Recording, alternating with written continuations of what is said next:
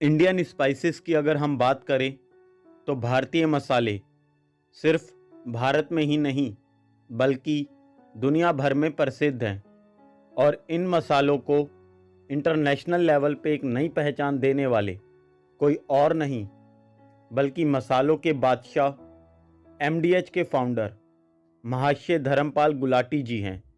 जिस ब्रांड का नाम सुनते ही हमें सिर्फ एक ही म्यूज़िक याद आता है। आज हम इनके इतिहास के बारे में जानेंगे कि कैसे इन्होंने मात्र 1500 रुपये से 2000 करोड़ तक का एम्पायर खड़ा किया और कैसे इस कंपनी की शुरुआत की। और ये एमडीएच ब्रांड इंडिया में ही नहीं बल्कि विदेशों में भी पॉपुलर हुआ। तो चलिए लेकर चलते हैं आपको महाशय जी के अतीत में। लेकिन इससे पहले अगर आप हमारे चैनल पर नए हो तो देर किस बात की, चैनल को सब्सक्राइब कर लेना और साथ दिए गए बेल आइकन को भी प्रेस कर लेना। महाशय जी का जन्म 27 मार्च 1923 को पाकिस्तान के सियालकोट में हुआ। महाशय जी के जन्म से पहले उनके पिताजी पाकिस्तान में मसालों का बिजनेस शुरू कर चुके थे। लेकिन अब आप ये मत सोचना कि उन्हें ये बिजनेस अपने पिताजी से लीगेसी में मिला।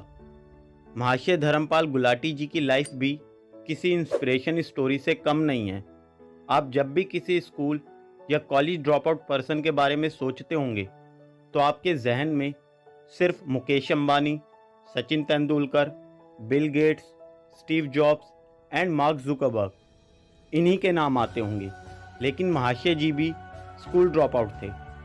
शुरुआती समय में इन्हें काफ़ी स्ट्रगल करना पड़ा।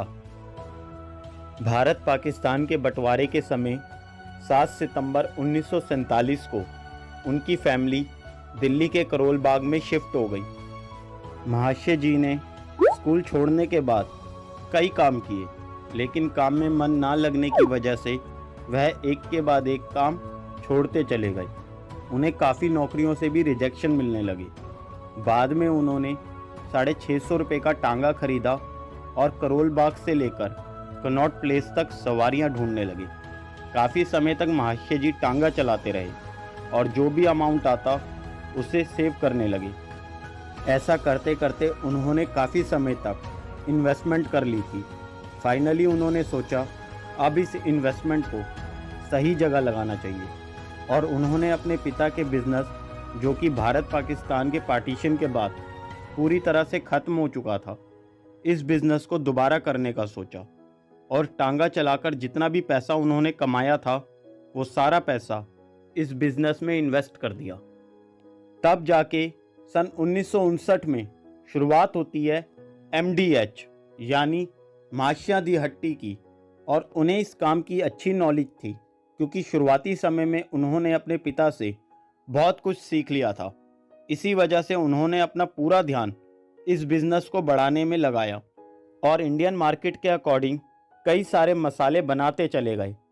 इन्होंने अपने प्रोडक्ट की शुरुआत करी देगी मिर्च से और धीरे धीरे कस्टमर की ज़रूरतों को समझते हुए कई देशों में भी एक्सपोर्ट करना शुरू कर दिया, जैसे कि Switzerland, USA, Japan, Canada, Europe and Saudi Arabia. इनके नेटवर्थ की बात करें तो 2000 करोड़ बनती है और इनके रिवेन्यू की बात करें तो 924 करोड़ बनता है।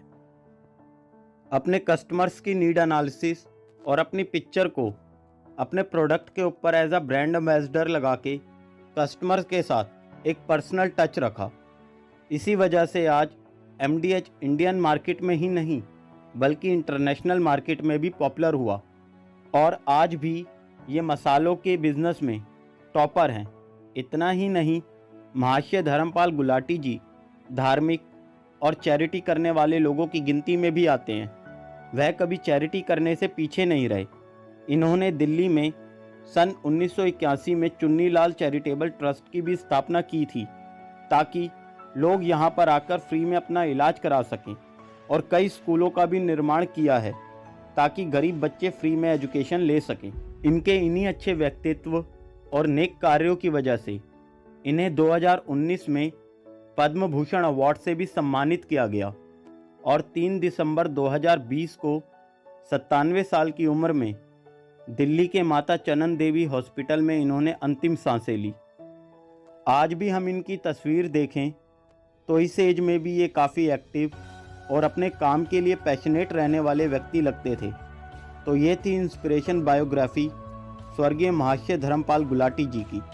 दोस्तों, वीडियो आपको कैसा लगा प्लीज़ कमेंट में ज़रूर बताना एंड लाइक करना या मत करना, लेकिन इसे शेयर ज़रूर कर देना ताकि लोग इनकी लाइफ से कुछ इंस्पिरेशन ले सकें। तो मिलते हैं फिर किसी नई वीडियो में एक नए टॉपिक के साथ। तब तक के लिए अलविदा।